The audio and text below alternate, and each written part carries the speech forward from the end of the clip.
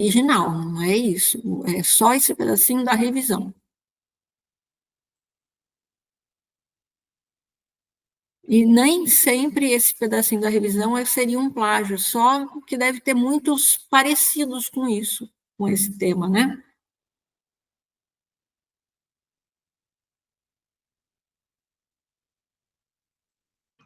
Que podem seguir até a ordem similar, né? De descrição da célula espermática dessa forma e tudo mais. É por isso que eu gosto do Talentim, porque ele mostra onde é que está, onde ele identificou como plágio. Entendeu? Por exemplo, o meu nome está plagiado, o nome da Paulina está plagiado, o nome da Leslie está plagiado. Por isso que eu gosto dele. É que a gente tem aqui na universidade, é de graça para a gente, eu não sei aí se tem ou não. Aqui também tem, mas sabe quando você está na pressa? E eu fiquei assim, com esse pedacinho, como tinha essas referências mais antigas, eu copiei um pedacinho que eu fiquei preocupada e joguei lá. Por isso que eu estou te mostrando, é só um pedacinho que eu falei, nossa, parece, pode ser algo, mas eu acho que não é isso.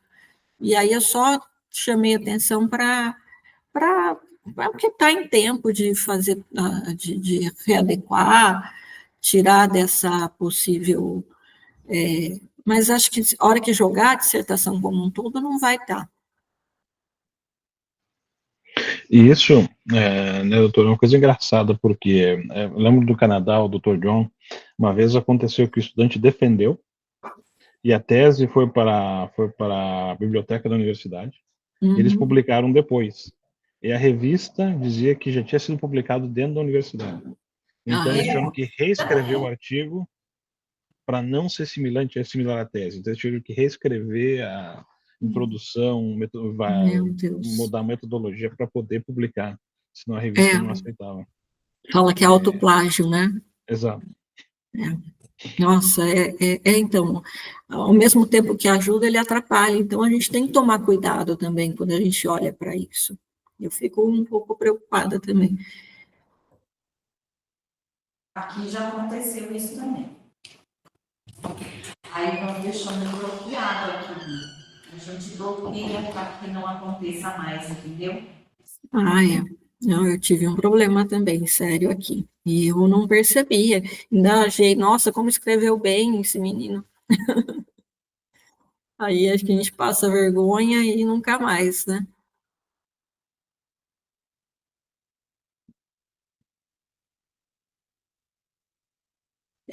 Mas, Paulina, eu gostei bastante do seu trabalho, da forma que você colocou, esses pontinhos que eu coloquei aqui seria para dar o nosso ponto de vista de fora, né, de quem está lendo de fora. Eu coloquei algumas observações aqui para você.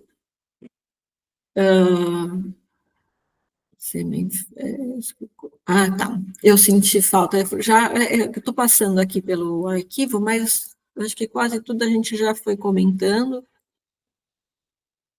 dessa questão dos resultados. Depois eu te mando o arquivo também.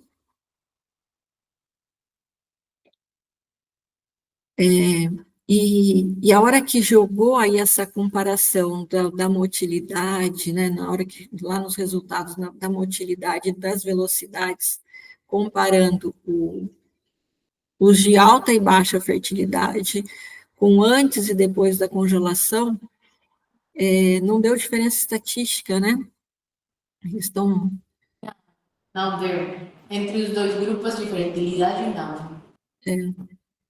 E o antes e o depois é interessante. Aí, o que acontece? O que muda com a congelação? Aí eu acho que a sua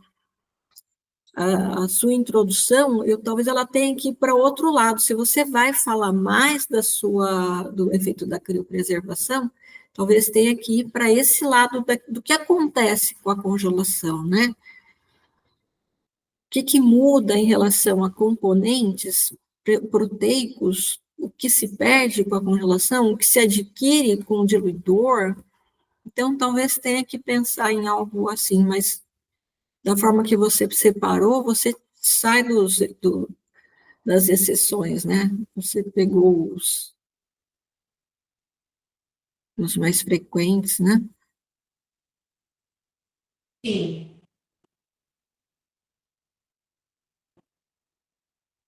Deixa eu só ver que eu tinha mais alguma observação aqui. Mas ficou muito bom, né? Esse heatmap ficou perfeito, né? Entre os dois grupos aqui. Ficou muito legal.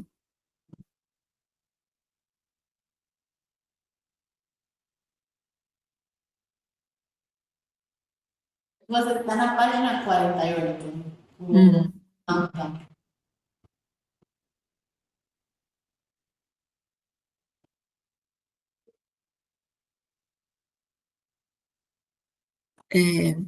Eu acho que está no caminho, ainda tem uma estrada para finalizar, né? Não falta muito, tanto que eu achei que, nossa, mas é uma qualificação que o trabalho já está pronto. Acho que agora vai dar tempo dos detalhes, né? De deixar ainda melhor. Para mim tá perfeito, está andando muito bem. Na hora que eu li o seu resumo desse segundo artigo, eu sentia falta da conclusão do efeito biológico de fato, mas aí eu falei, não, ainda não terminou, né? Então, ainda tem isso para colocar, que você finaliza dizendo que os resultados apresentaram uma correlação com as subpopulações da cinemática, né? Mas, e o que é isso? O que quer dizer isso em termos biológicos, né? Então, acho que o trabalho em si tá indo muito bem, você ainda tem tempo para concluir. E eu queria saber um pouco de você, Paulina, aproveitar esse momento para entender o que é a pós-graduação para você. Você vem da Colômbia, né? Vem fazer a sua pós-graduação aqui. O quanto você cresceu nesse período da pós-graduação, quais eram as suas expectativas quando você entrou para fazer a pós-graduação, quais são as suas agora, que está na reta final, qual que é a continuidade disso, o que essa sua escolha pela andrologia, eu queria ter essa visão sua que eu não conheço e eu gostaria muito de entender um pouco mais. Entendi, mas não compreendi. Não, mentira. É porque entendi português, mas acho que eu respondi, tipo, que entendi. Eu me apaixonei pela andrologia e pela reprodução desde a graduação. Eu fiz a graduação na Colômbia. Sempre senti muito interesse nas disciplinas que tinham que ver com as coisas moleculares e as coisas celulares diminutas. E a reprodução é isso, né? Tipo, explicar como as células se juntam e vão criar um novo ser. E aí me apaixonei. Aí meu interesse por fazer a pós no Brasil também começou na graduação, porque muitos dos meus professores da graduação, eles fizeram a pós deles aqui. E desde que começou a graduação, eu comecei a estudar português, sempre focada em fazer o estágio e a pós aqui.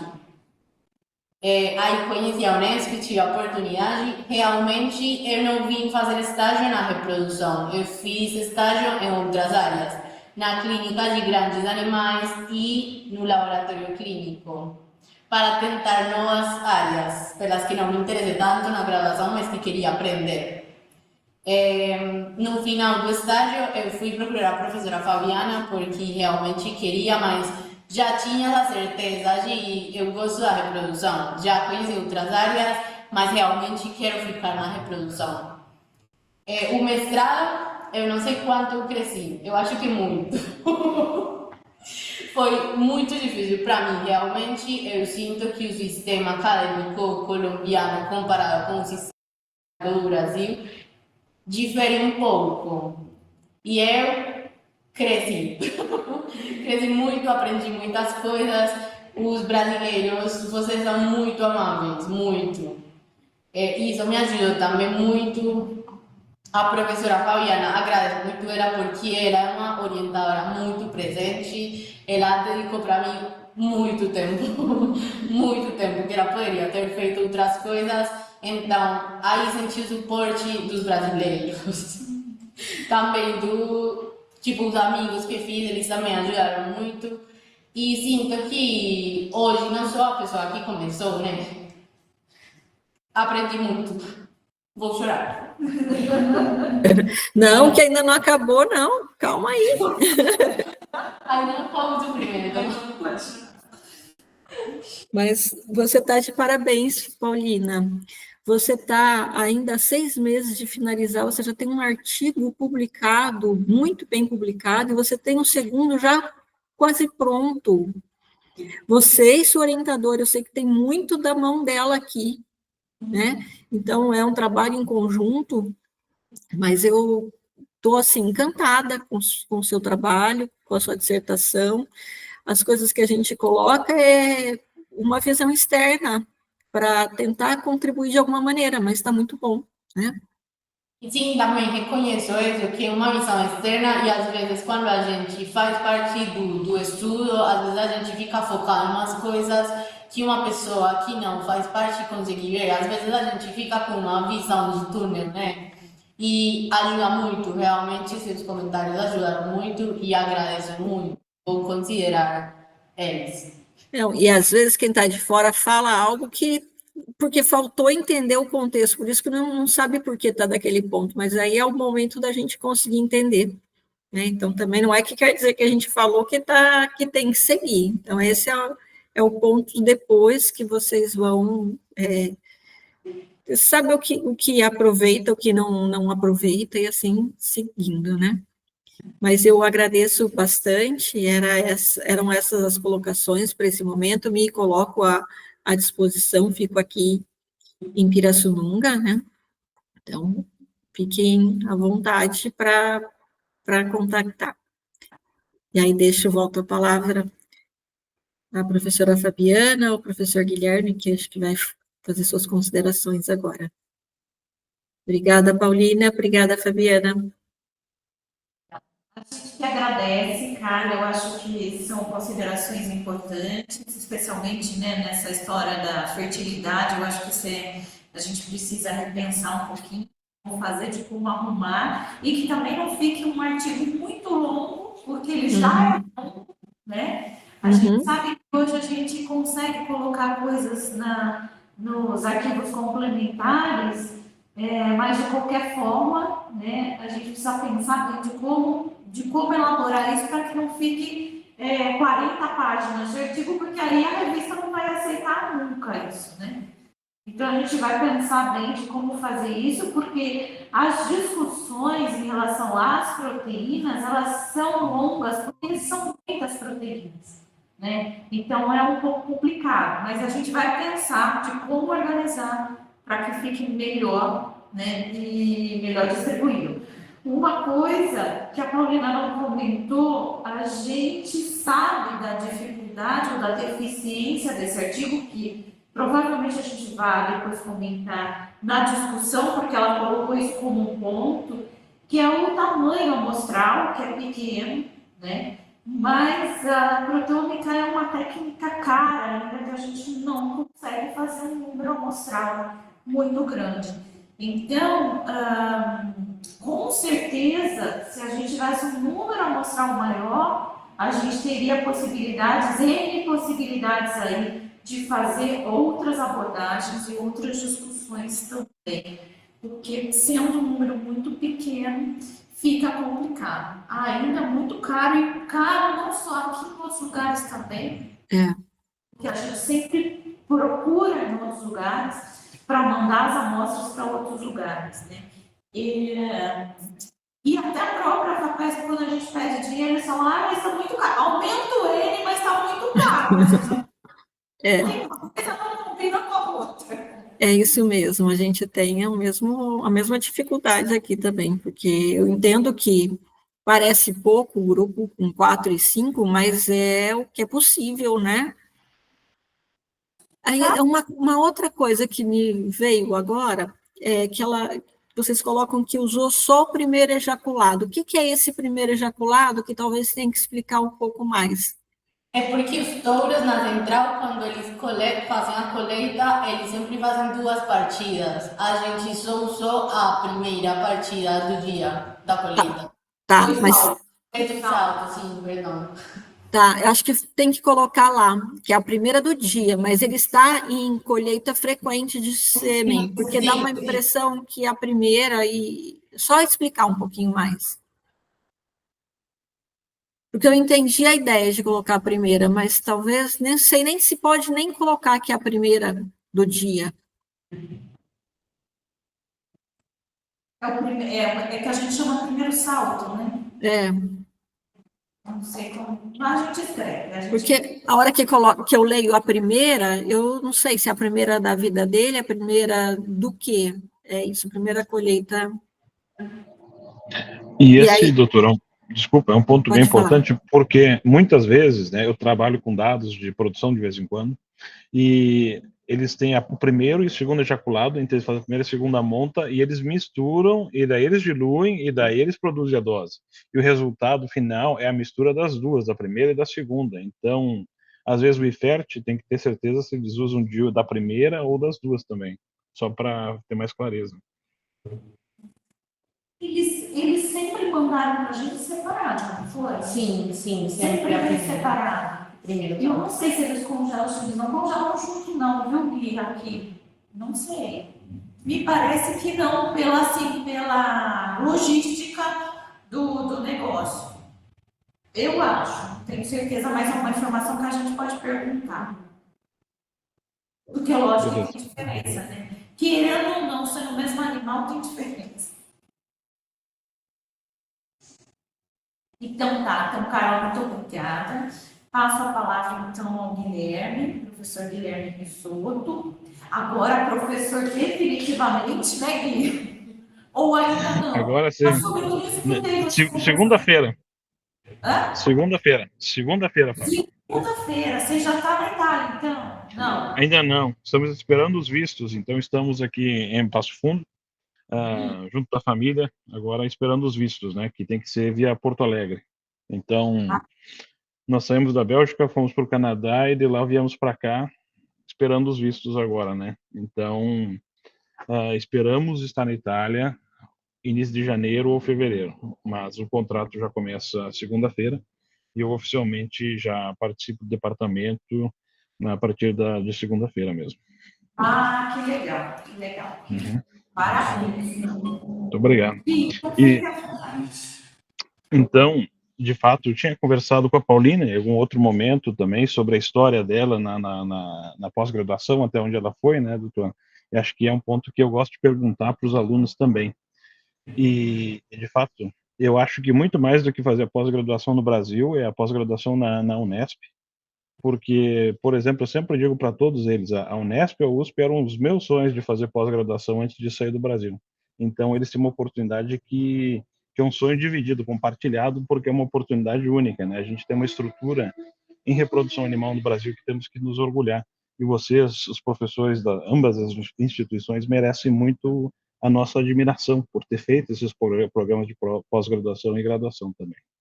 Então, acho que a Paulina está de parabéns pelo que ela fez, que ela desenvolveu e o quanto ela já cresceu também nessa experiência. Muito obrigada. Não, muito bom, Paulina. Eu tenho alguns comentários, alguns deles eu fiz ali junto com a professora Eneve e eu tenho alguns outros que eu acho que vale a pena a gente discutir. Lá no teu abstract, que é um dos primeiros pontos do teu artigo, ele tem alguns pontos interessantes que depois eu posso dividir contigo, mas eu acho que falta um pouco de simbiose, de similaridade com aquilo que a gente tem no artigo 1 e no artigo 2. Sabe, eu acho que teria que tentar fazer isso de uma forma mais unificada.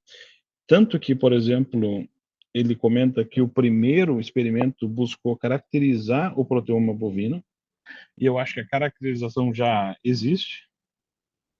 Então, acho que tu tem que focar sempre na associação entre o proteoma bovino e as características de movimento. Porque a caracterização já existe, né? que nem tu comentou, tem trabalhos que associam proteômica e fertilidade, e motilidade e fertilidade, mas não proteômica e motilidade juntos. Então, acho que isso deve ficar claro no teu abstract também. E depois, eu acho que do meio para o final do teu abstract, tu fala do interatoma, que ele observa 48 clusters no fresco e no descongelado, e seria interessante saber se eles são relacionados ou não. Porque quantos desses de 48 ou 45 têm a similaridade, né? Quais deles diferem entre os dois? E eu vou fazer uma pergunta sobre isso justamente no artigo 1. Eu só quero avançar aqui na tua introdução mesmo, porque eu quero só perguntar na questão, deixa eu encontrar a página só, das definições das subpopulações espermáticas. E eu digo que pouca gente sabe porque eu nunca consegui trabalhar no tema de subpopulações, mas é um tema que eu tenho muito interesse, muita curiosidade e sempre me chamou muito a atenção. Então, quando tu fala das subpopulações, na tua perspectiva, Paulina, qual que é a melhor forma de selecionar essas subpopulações? Porque, por exemplo, temos a questão de motilidade, podemos associar motilidade com outras qualidades espermáticas, como parâmetros de membrana, mitocôndria, cromossomo, mas também a gente pode fazer avaliações de morfometria dessas células. E no final das contas, né, quando a gente fala de subpopulação, nada mais é do que uma maneira de dividir. Então, na tua perspectiva, qual é a melhor maneira de selecionar essas subpopulações? Porque tem vários trabalhos e cada um diz que a maneira que eles utilizam é a maneira mais eficiente. Eu entendi a pergunta, mas não entendi. Não, mentira. Entendi. Você está me perguntando qual é a melhor maneira, as subpopulações cinemáticas ou a melhor maneira em geral? Porque tem outras maneiras. Em geral. Sim, seja pela morfologia, pela motilidade, sei lá, pela proteína, pela... Eu sinto que talvez não seja a melhor, mas é a mais prática, seria a cinemática, porque é mais prático fazer esse tipo de análises do que avaliar morfometria, mesmo existendo casas que fazem essa avaliação. Mas talvez pensando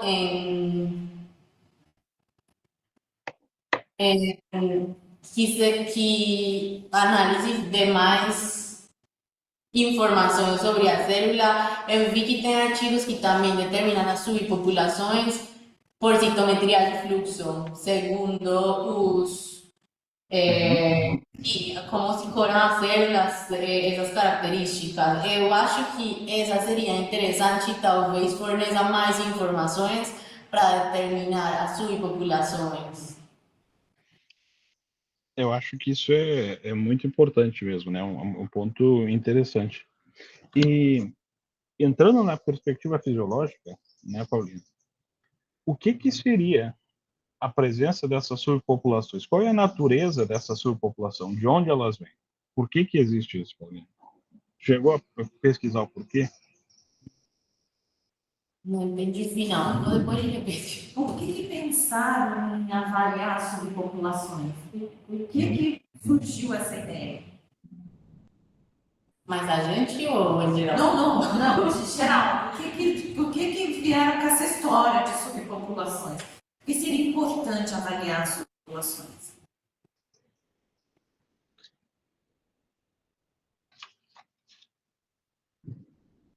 Porque seria importante avaliar as subpopulações.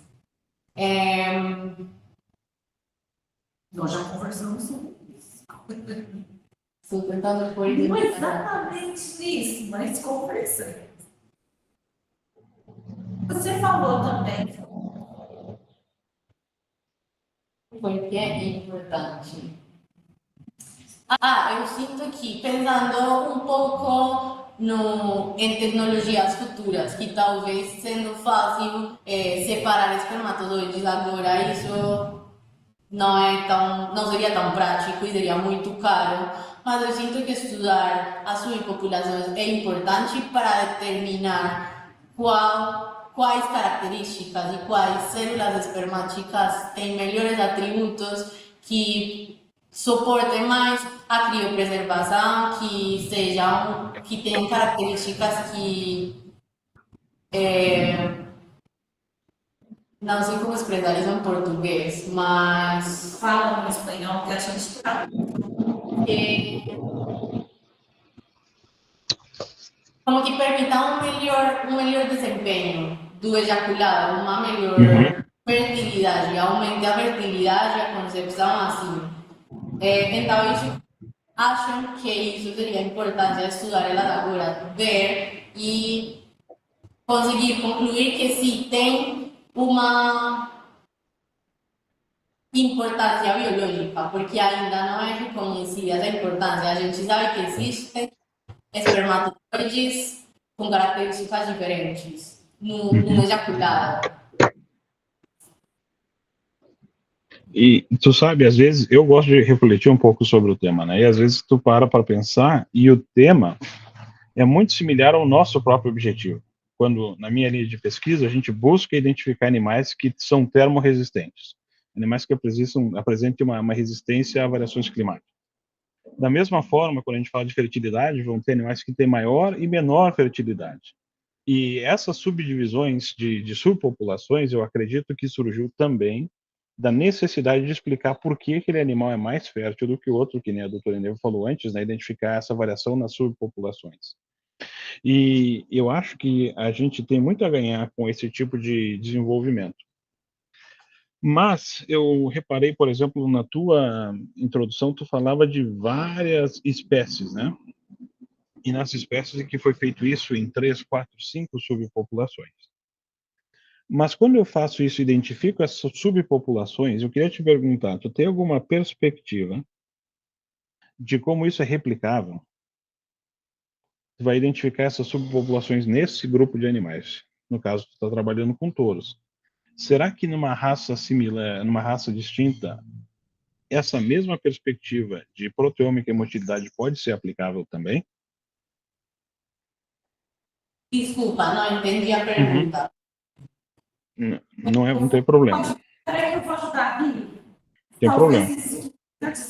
Está te perguntando se você tem essas características aqui, essas subpopulações, você pode usar isso como padrão, tá certo, Agui?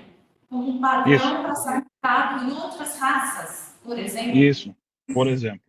Ou outro grupo de animais.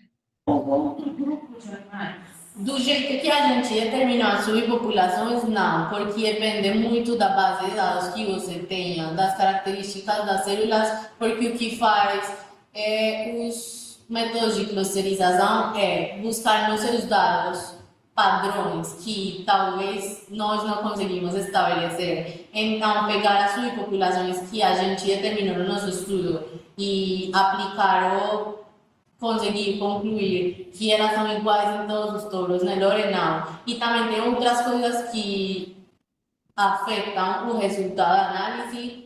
Por exemplo, o setup do casa, o setup, a câmara. Eu não entrei nessa discussão porque sinto que a nível de central isso está muito padronizado e a gente fez as análises no casa da central.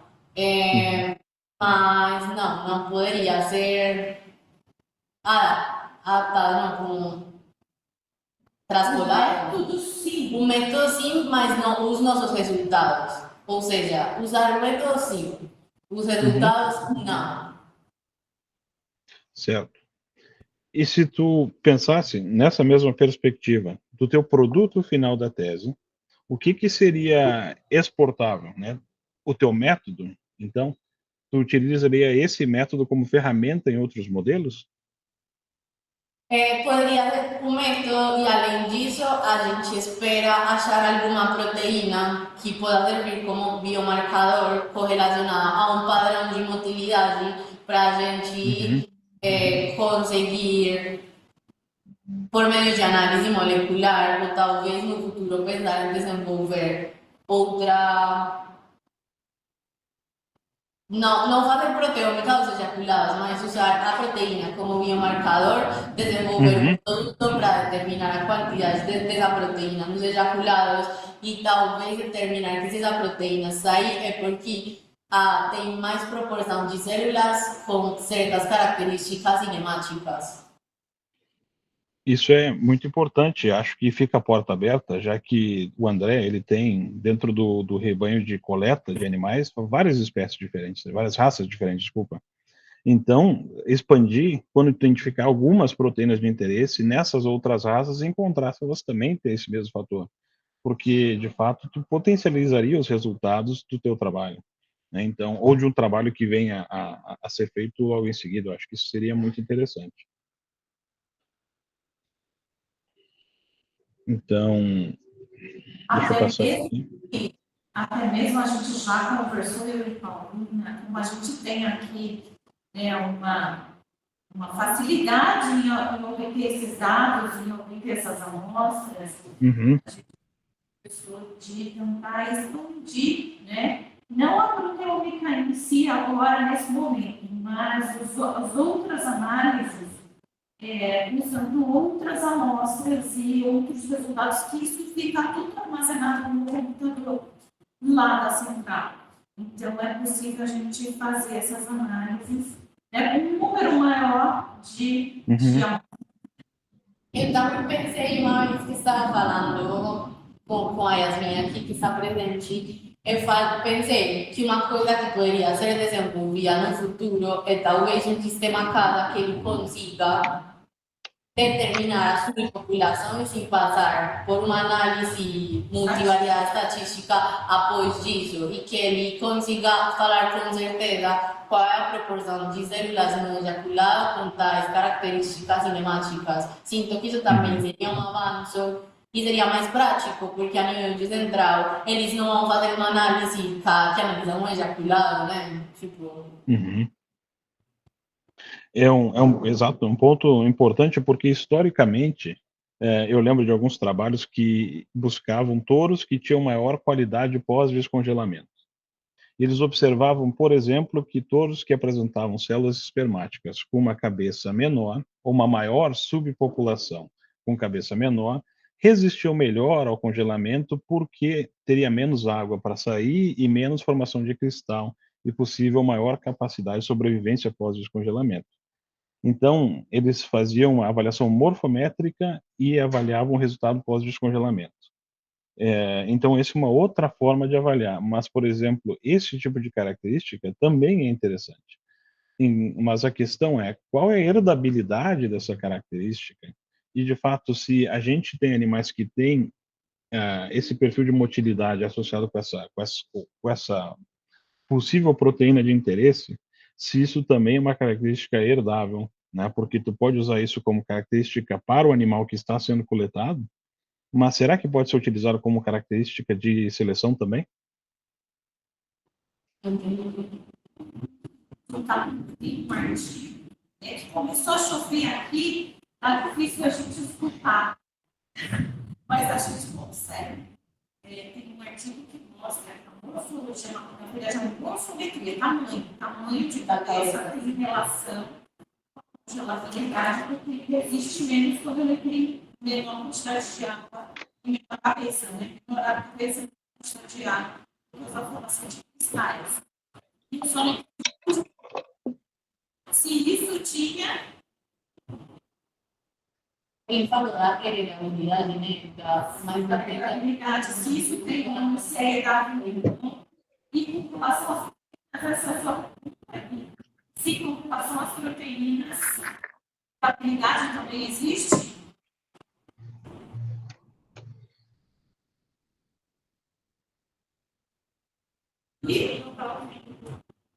Acho que faltou um pouco. Alô? Você está conseguindo escutar bem, doutor? Ou está falhando também? Está falhando também para mim.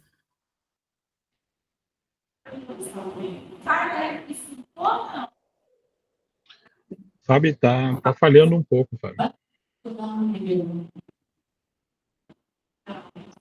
Essa caiu na internet.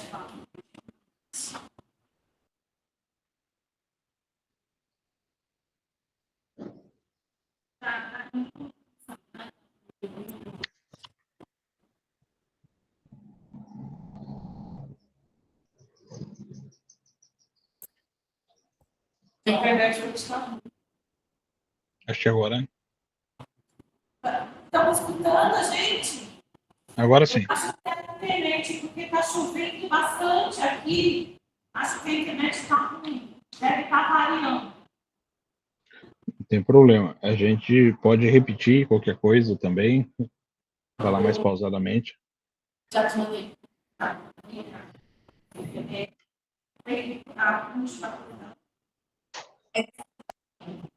Agora tá. Professor, bem sua pergunta, sua última pergunta. Você poderia repetir, por favor? Claro. Tu tens a perspectiva da herdabilidade desse tipo de característica também? Se a gente tem um touro que apresenta boa fertilidade, apresenta boa motilidade e tem esse perfil proteico de interesse, a gente consegue usar isso como identificador no momento para o animal que está em coleta, mas pode ser usado como fator de seleção desse animal? Relação à herdabilidade com as suas análises. Se você sabe. A relação de quê? Herdabilidade. Pode ser que é isso, mas não entendo a pergunta. Tipo, Se existe uma herdabilidade, é uma questão característica, eu acho que essa palavra não precisa. Característica da morfologia celular, a morfologia uma característica que pode ser herdada. Nós vamos falar com isso, garota genética. Passa de pai para filho. sim, verdade, sim. Essa análise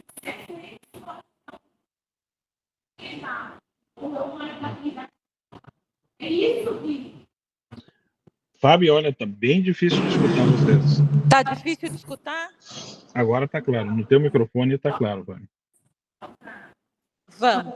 Ó, vamos tentar fazer um intervalinho, só Tá. para ver se dá uma diminuída na chuva? Claro. Podemos? 10 minutinhos? Tá, Podemos a sim. gente já Ô, volta. Fabiana, mas quando você fala no microfone, fica bom pra gente. Esse teu Fica. microfone tá ótimo. É. Não, eu estou falando no WhatsApp. No WhatsApp não, desculpa. Eu entrei na reunião Isso. no meu celular, porque a internet é melhor. Pode ser uma saída, né? Pode ser. Vou pedir a Paulina para entrar no dela também. Ou ela fica junto com você, se você achar que. Pode. Quer vir aqui? Para não dar microfonia. Boa ideia. Excelente ideia, doutor.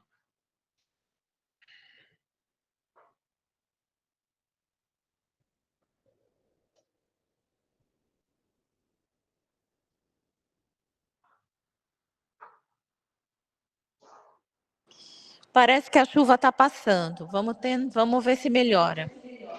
Que bom. já. Estão escutando agora?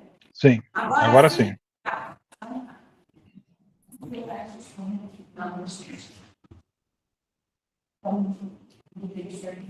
Sim.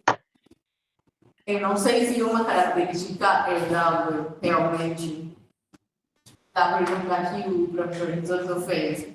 Mas eu também entendi de outro jeito da pergunta, não sei se foi certo. Que se dá para classificar o touro, tipo, se a gente conseguir desenvolver algo para avaliar o ejaculado, se dá para classificar o touro. Minha resposta seria que não. O touro em si não, talvez o ejaculado, porque a espermatogênese dura 60 dias, então, por exemplo, um ejaculado pode ter uma característica ruim se o animal passou por uma injúria e se você faz um teste e sai ruim, eu acho que não seria conclusivo. concluyente. Conclusivo. Conclusivo. Então, nessa tua perspectiva, o teu resultado seria, por exemplo, uma adição às análises que estão sendo feitas na rotina. Isso. Tá ok? Então tá. Ó, E eu tenho... Gui, só lembrando uma coisa aqui que a Poliana mencionou. Talvez ela não saiba, porque é bem antigo isso. Teve um estudo com proteínas, tá? Com proteínas. Do professor Killian, lembra? O professor Killian da osteopontina. Ele não trabalha nessas proteínas, por isso que a gente não vê mais estudos dele. Ele trabalha no FDA. E aí, ele fez um estudo porque a intenção dele era montar uma ELISA que você conseguisse identificar um touro de alta e baixa fertilidade usando as 4 proteínas que ele sugeriu lá. E aí ele fez um trabalho inicial, mas ele não terminou esse trabalho, porque ele veio aqui e apresentou esses resultados iniciais, comparando, por exemplo, um touro que é jovem com um touro adulto. O mesmo touro na idade de puberdade, depois ele adulto.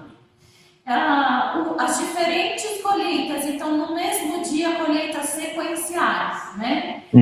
Períodos do ano onde está mais quente, onde está mais frio. E ele comparou esse padrão de proteínas. E ele disse que do touro jovem adulto não muda, do touro na idade pré-púber com adulta também não muda, e com as colheitas sequenciais muda, a partir da terceira colheita você tem uma redução daquelas proteínas relacionadas à maior fertilidade, e nas estações do ano, no calor, é pior do que no inverno, porque cai a proteína relacionada à fertilidade. Então, a proteína, provavelmente, eu não conheço nenhum estudo que fale sobre isso, mas provavelmente sim, né, tem alguma característica aí que permaneça e que não se modifique de acordo com o ejaculado daquele animal. Logicamente, desconsiderando qualquer estresse que ele possa sofrer durante a vida dele, né? Desconsiderando isso. E tem perfil herdável essa característica também, Fábio? Ele pode ser utilizado para a seleção desses animais ou não? Não, tem um estudo, mas ele é muito com eletroforese, antigo já, que fala sobre isso, mas assim, os mais atuais, não, racial sim, tá? Racial, mas mais atuais, eu não sei te afirmar com certeza absoluta, mas não me lembro de nenhum. Que é interessante, né? Um gap na literatura que tem muito a ser feito, então. Acho que tem muito potencial de resultados bem interessantes nesse sentido. Uma coisa que eu sempre digo, Bia, é que a gente estuda e não tem uma aplicação prática. A gente estuda as proteínas, mas assim, no fundo, tanto estudo que tem, a gente não tem resultado prático nenhum. Parece, quando eu me lembro que uma vez eu fiz uma disciplina também de proteômica e era em câncer, né? Que acabou sendo o que tinha disponível na época. E todo o trabalho tinha o resultado específico mais interessante possível e a solução para todos os problemas. Mas ninguém conseguia aplicar aquele tal problema. Eu tenho a proteína candidata, eu tenho a medicação mais potencial, mas ninguém conseguia aplicar. Então, a gente acaba tendo isso, né, Fábio? A pouca aplicabilidade dos resultados que a gente desenvolve. Então, é por isso que, às vezes, a gente tem que pensar no nosso plano de carreira também, né? Como a gente vai responder uma pergunta específica, né? Juntando essas informações e buscando tentar encontrar os candidatos e depois aplicar esses candidatos de uma forma prática, né? Eu acho que isso seria algo bem interessante. A gente está tentando aqui, não conseguimos, tentando. Não, eu admiro muito o trabalho de vocês. Eu acho muito, muito importante. Verdade. Se me permite, Guilherme, Claro. e estar a proteína presente, quer dizer que ela vai ter ação? A proteína, sim, né? Ela vai ter função sempre? Ela vai ter a presença dela resolve para a gente, é isso? porque tem todo um sistema, né, Carla? Ela não a gente nunca pode dizer que ela, assim, é o fator único que vai determinar, por exemplo, fertilidade, motilidade. Posso adicionar, então, ela diluidor, aquela que eu vejo que está faltando, ou é aquela que está relacionada com uma motilidade maior? Tem alguns estudos aí com algumas proteínas que sim, que diz que sim, né? Por exemplo, na FIV, adicionada na FIV, e até o contrário também, né? Aquelas que você adiciona e inibe. É uma maneira da gente até estudar, né? Um mecanismo de estudo é isso, adicione e vê o que acontece. Melhorou? Ah, então pode ser que ela esteja relacionada, ou até o anticorpo contra ela.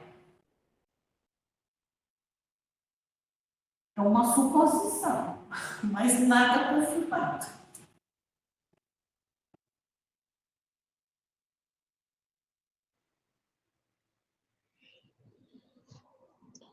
Um excelente ponto, né? Tem alguns trabalhos, que nem o Jacob no Canadá, o colega do John, faz muito trabalho com proteína específica, com inibição e adição, por exemplo, né? É algo que é bem interessante. Eu tenho também algumas perguntas relacionadas a... Isso aqui pode servir para o 2 e para o 3, né? A gente fala da metodologia estatística utilizada. Tu aprendeu e aplicou essa técnica, Paulina, ou foi feita por um colega, um colaborador? Estatística. Estatística. Sim, eu aprendi, estudei, então me ajudaram, amigos. Isso é muito Mas bom, parabéns. participo. O 2 e o 3, né, Fábio? Porque o 2 tu faz o desenvolvimento e depois tu aplica a inversão da ordem, que nem ele comentou, né? Que primeiro tu identificou o melhor método e depois tu aplicou esse método. Tu hoje é capaz de aplicar o método outra vez, Paulina? Paulina, ele me perguntou se você fez. Se você consegue. É capaz, eu vou responder por ela, eu sei. Ela fez uma disciplina da Elisa, eu vou te contar que ela não vai te contar isso. Ela fez uma disciplina da Elisa sobre o R, tá? E ela aprendeu, ela fez junto lá com a Elisa e aprendeu como fazer essas análises. E aí, a Paulina também não vai te contar isso, mas a Paulina já começou a fazer engenharia civil. Civil não, biomédica. Então, ela ama matemática. Ama. Mas Quem também, sabe... também me ajudou muito, eu vi várias disciplinas de estatística na pós-graduação. E tinha uma disciplina que eu fiz com um professor que é da Espanha, e ele usou a mesma técnica da análise de componentes principais. Eu achei muito interessante, porque ele desenvolveu também 2 índices na Espanha, mas ele trabalha com óleo, com palmeira, né, com óleo. E ele desenvolveu 2 índices para que funcionam para determinar a pureza do óleo, porque muitas vezes mistura eles. E também me ajudou a ver a disciplina aqui, mas foi em outro fórum. Foi em outro campus, no campus de Dracena, mas é onde explica bem. Muito bom. E a segunda parte, então, eu vou combinar uma reunião contigo, que eu quero aprender algumas dessas outras técnicas também para utilizar. Eu trabalho bastante com R, mas não com esse tipo de formatação. Eu acho que é muito válido e a aplicação eu achei bem interessante. Então, depois a gente vai conversar um pouco mais sobre, Paulina. Tá certo? Muito legal. Parabéns pelo desenvolvimento. Eu tenho 2 questões também que são, essa aqui nesse artigo 2, 2 questões que são da metodologia que eu acho que são importantes, relevantes. A primeira delas é que dentro do método de congelamento, vocês estão utilizando o método de congelamento manual. Então, sim, vocês coletaram na central, fizeram a avaliação inicial na central, mas não utilizaram equipamento de congelamento automático, que reduz variabilidade. Por quê? Principalmente foi para não atrapalhar o funcionamento da central, né? Não, sim, essa foi a principal razão. E tu acha que isso pode gerar uma alteração interessante no teu projeto ou não? Em relação a um equipamento automático ou manual? Acho que pode ter alterações, mas no fato de que o sêmen que é usado comercialmente é o que eles congelam. E se a gente muda esse método, pode gerar pequenas alterações. Uhum. Mas e por que não tirar dos animais de produção? Esses animais estavam em produção? Está Então, se era a mesma amostra, por que não utilizar as amostras que foram feitas com o equipamento? Os de baixa fertilidade, eles não estavam, não, eles estavam na colheita, né? Eles entravam na linha de coleta do sêmen, mas eles não estavam sendo comercializados, tá? Uhum. Eles sempre passam, né, pela linha, semanalmente, 2 vezes, né, por semana. E só que aí, a depender das características, porque eles avaliam também, né, inicialmente lá, e aí, a depender das características, eles acabam, por causa dos padrões da central, eles acabam não congelando e também baseado no IFET. Uhum. Não, beleza. É realmente para entender, né, que às vezes a gente tem equipamento e reduz variabilidade, seria interessante como fator de aumentar a qualidade evitar problema na revisão, né? Que algum revisor possivelmente pode perguntar por que não foi feito, né? Então, às vezes. Um outro porém, que a Paulina se esqueceu. Se a gente fosse pegar as palhetas que eles congelaram lá, né? Uhum. A gente pegaria só os de alta fertilidade, porque eles não congelam, eles não estavam congelando de baixa fertilidade, entendeu? Uhum. Eles entravam na linha, mas não eram congelados. Então, ficaria um método para cada um método de congelação para cada um. Claro. E aí, Maravilha. E eu acho que tenho 2 perguntas que para mim são, acho que entre as mais importantes. Uma da metodologia, que ela está relacionada a como as amostras foram processadas para a proteômica. Aqui a gente comenta da seleção e de centrifugação, mas a gente fez algum tipo de seleção de células vivas e células mortas? Não, foi feita a proteômica do ejaculado. De todos os espermatozoides. A porcentagem de células mortas pode impactar na qualidade do resultado que tu tens?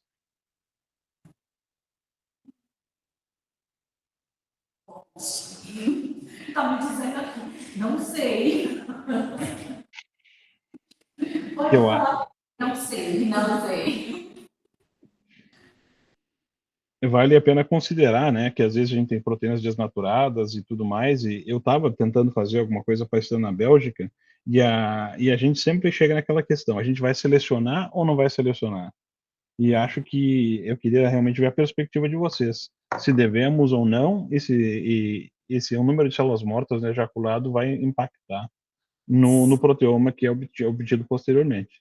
Porque você lembra que aumenta a quantidade de ubiquitinização, não é um termo correto, mas é o que a gente usa, né? No inglês é a ubiquitinização nas células mortas, né? E até mesmo a clusterina, aquela proteína que uma delas até a Paulina colocou na revisão, são relacionadas a isso. A gente tem um trabalho aqui que a gente fez uma separação, a Paulina não conhece, ela não estava aqui. E não foi publicado, que foi do Christian, que também é colombiano, que a gente separou um gradiente. E nós pegamos todas as fases nesse gradiente, inclusive as boas, as que ficaram em cima e as que ficaram no meio, para fazer a proteômica. Só que você sabe que muitos alunos vêm e não publicam os seus resultados. E um deles foi esse. Porque a gente tem esses dados, tem tudo, acho que a gente faz análise. O mundo quer saber essa resposta, Fabiana. A gente precisa dessa informação. Tá aí, vamos esse projeto para um outro aluno, para aumentar o número e uma análise melhor agora que a gente tem um equipamento melhor também para fazer. Não, excelente. Eu acho que isso era um dos pontos principais, né? Definir e, de fato, tu já tem a resposta. E qual que é a resposta, Fábio? Não me lembro, não me lembro. Só essa semana eu analisei 3 trabalhos de proteômica. Sem problemas. É muita coisa, né? É muita coisa. Eu acho que a minha questão principal, quando a gente falava das 3 subpopulações e que temos as alterações das subpopulações, acho que a figura 4, a gente tem um aumento da subpopulação 1 comparado no fresco e no pós-descongelamento. E, se eu não me engano, na discussão ou na informação, falava que a subpopulação 1 era a melhor subpopulação para fertilidade. É isso, Paulina? Eu estou enganado.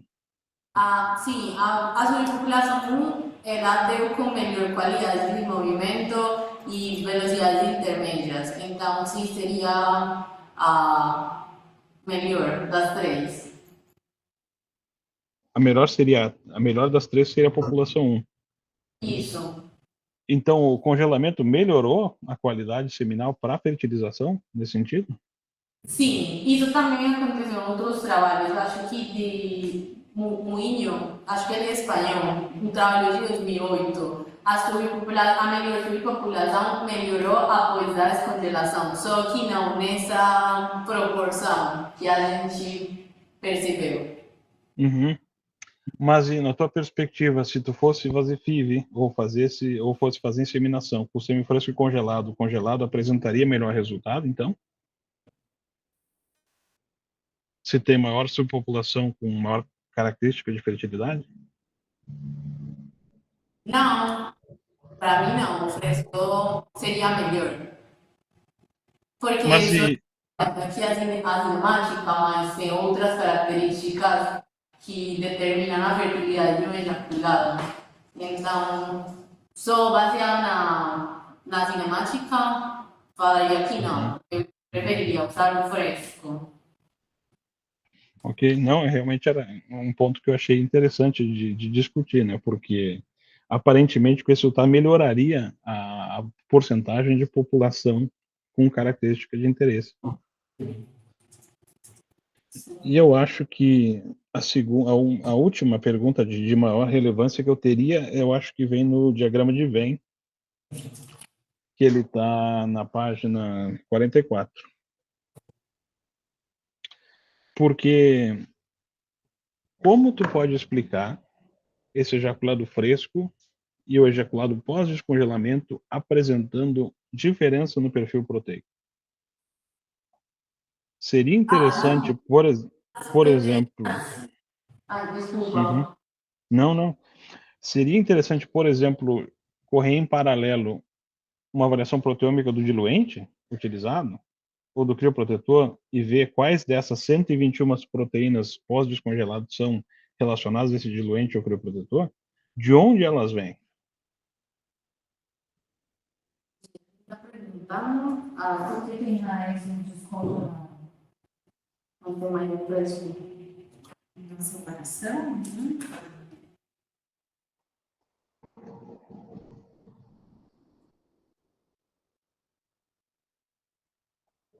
Proteínas independentes, não é isso, Gui?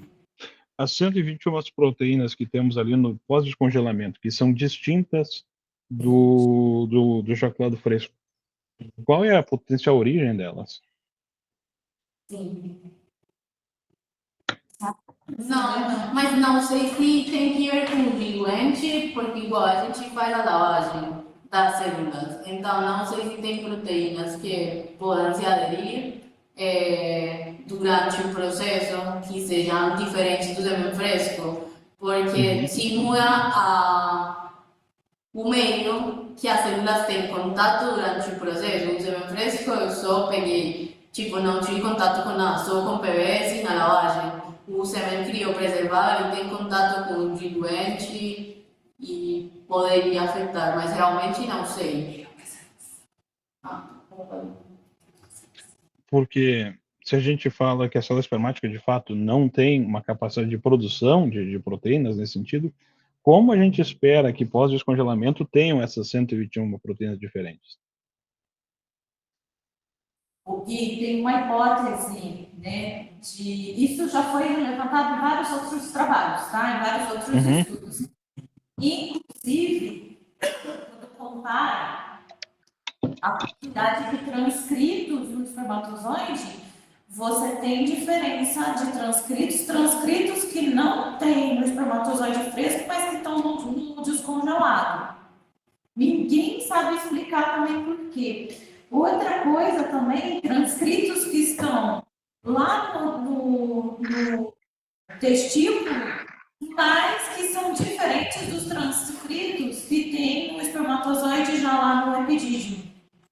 Como é que depois da produção deles, né, você tem transcritos extras, já que ele é transcricionalmente inerte, né? Mas aqui, na proteômica, é um pouco mais complicado a gente falar sobre isso. Por quê? Porque a metodologia de análise é diferente. Você tem proteínas que vão aparecer mais do que as outras a modificar o tipo de amostra que você usa. Pode ter havido sequestro de proteínas com a própria gema do ovo ou com outros, né, tipos de proteínas ali dentro do diluente, e realmente a gema ela fica aderida à membrana. Parte dela, a gema não, né? Algumas proteínas do diluente ficam aderidas. Só que quando a gente faz essa busca, essas proteínas elas são diferentes, é uma espécie bem diferente, né? Na gema do ovo, é galinha, né? E a gente está trabalhando com um banco de dados de bovinos. Pode ter uma conservação em algumas proteínas, conservação da sequência de resíduos de aminoácidos? Pode ter, mas é um pouco mais difícil porque são espécies muito distintas, tá? Se fosse o leite, eu acredito que seria um pouco mais provável. Ele está misturado ali, mas eu não acredito que seja 121 proteínas de origem da gema do ovo, entendeu? Pois é. Então, essa é a pergunta mesmo, de onde elas vêm? Ninguém sabe responder ainda. Não, pode ser técnica. Técnica que eu digo, a proteômica, ela vai identificar proteínas que estão em maior abundância naquela amostra. Mas sumiram as proteínas do fresco para o descongelado? Pode ter sumido. Mas não por desnaturação, porque a gente realmente desnatura essas proteínas, proteólise. É destruição. Por proteólise, dentro da célula. Que é uma intersoma, onde vai acontecer essa proteólise. Interessante. Realmente é curioso. Vamos ver se na nossa geração ainda descobrimos essa resposta, né? É uma... Dos transcritos. Esperando que responda. E eu acho que seria mais ou menos isso. Eu tenho uma última pergunta para Paulina. Paulina, quando tu fez o teu método do teu artigo publicado, tu testou o CASA e tu testou o outro agrupamento, né? Então, ele é uma sugestão de metodologia. Se tu tivesse a disponibilidade de fazer o que tu quisesse de testes, de modelos, como tu reforçaria esse teu trabalho? O que mais tu faria para adicionar valor agregado ao teu resultado? Uma vez que só foi testado a forma matemática, mas não aplicada.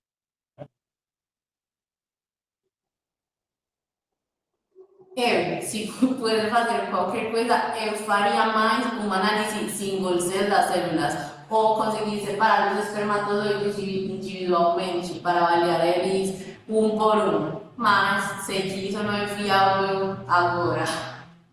Mas faria isso para avaliar as subpopulações, tanto para, não vou falar caracterização, como equilibrado, de falar caracterização do movimento, mas ele já está caracterizado, esqueci. Como se diz, né? Mas faria isso. E em relação a teste de fertilidade, tu farias também? Adicionaria outras raças também? O que tu poderia, como tu pensaria nesse sentido?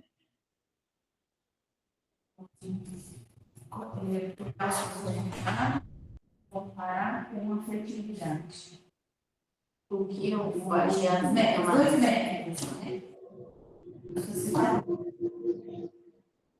O segundo seria Você faz fertilidade comparando essas duas metodologias e a fertilidade do animal. A fertilidade tem tudo. Fazer uma relação, uma combinação. Sim, tá interessante. E ver o que daria nesses dois métodos, se tem correlação com um com o outro. Tá, entendi. Sim ou não? Faria? Acho que seria interessante, tipo, pensando assim o que poderiam ser os resultados, acho que poderia trazer coisas interessantes, fazer análise com a fertilidade. Então, beleza. Eu acho que são essas as colocações que eu tinha também.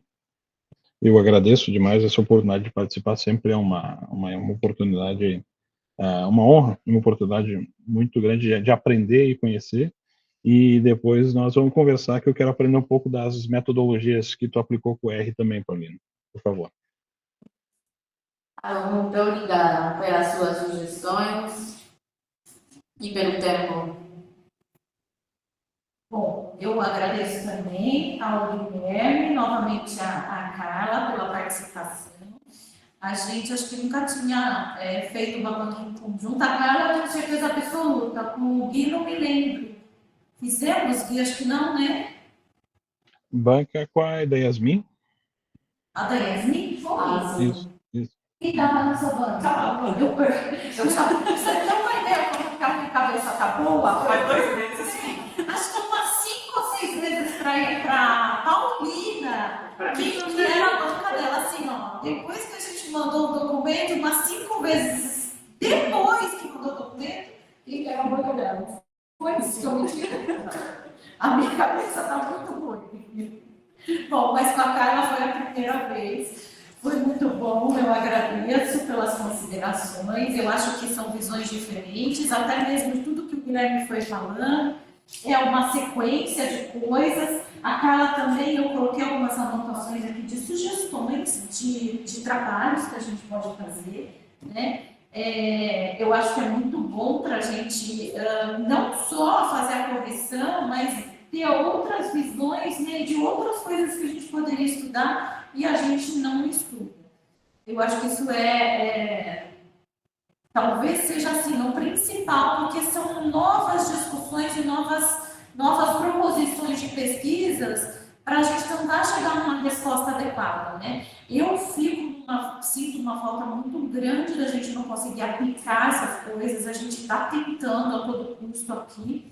Agora que a gente conseguiu fazer o nosso laboratório de FIV funcionar novamente, né? Talvez seja uma possibilidade de fazer testes lá. Tudo bem, não é a mesma coisa que a fertilidade em vivo, mas tem estudos que dizem que não tem diferença nos resultados. Mas, de qualquer maneira, né, é um laboratório, um local onde a gente pode testar várias coisas, porque realmente partir para testar a fertilidade em vivo, é algo um tanto quanto complicado, porque é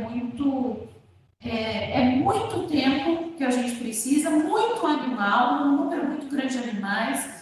Então, eu acho que a in vitro é a possibilidade melhor. E fazer esses testes, né? Essa proteína aqui funciona ok, então vamos agora testar lá na fertilização in vitro, se ela realmente funciona ou não. E assim vai. Ou se ela funciona para melhorar a motilidade. Então, vamos fazer com a motilidade, ver se ela funciona ou não. É isso que a gente quer daqui para frente.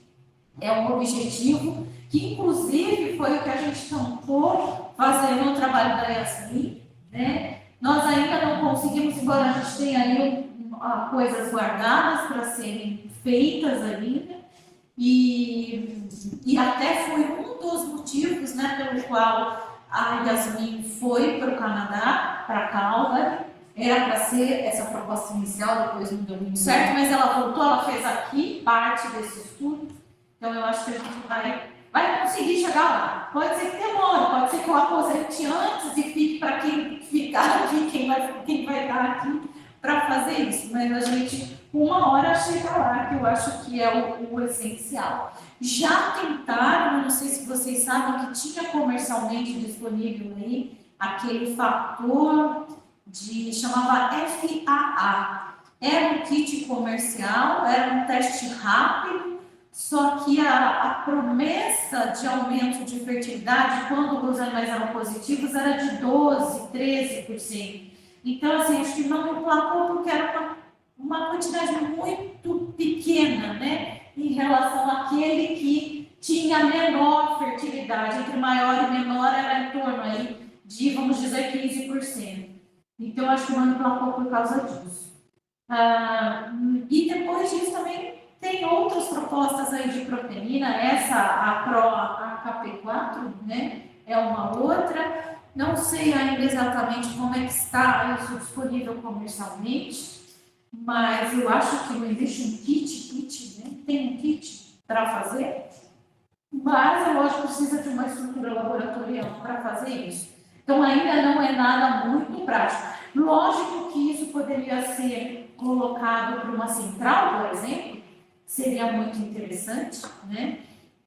Mas a campo isso não daria para ser feito. Acho que para a central talvez fosse as melhores propostas, né? O melhor foco de aplicação desses tipos de teste. Acredito eu, né? Bom, então é isso. Depois, ao final, eu vou falar sobre a Paulina, não agora, só no final. Então, ela vai ficar muito emocionada. Mentira, mas eu vou falar. Então, vou pedir a todos que usem licença, um minutinho. Eu vou fazer o seguinte, eu vou passar agora aqui no chat outro link para a gente fazer uma reunião independente, porque assim a gente não precisa tirar todo mundo, tá bom? Pode ser? O Fábio colocando um mudo aqui, tá? Por favor. Pode ser.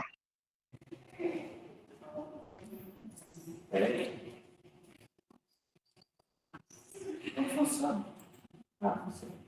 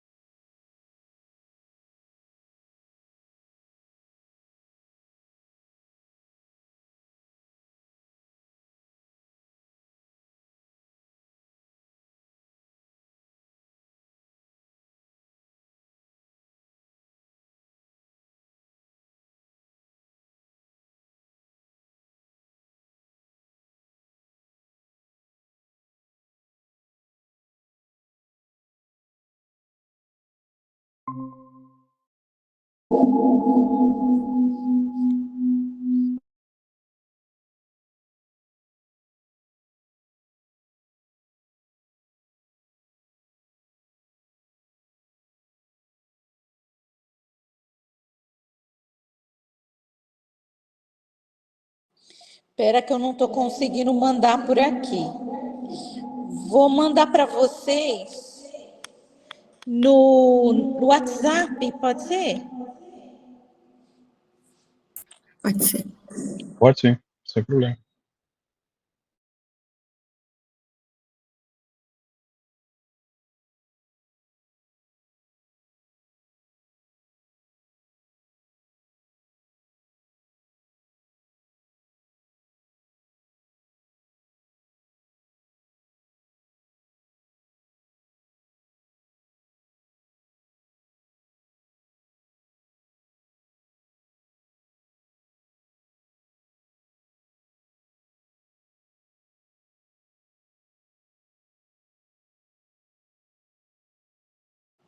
Enviei, tá?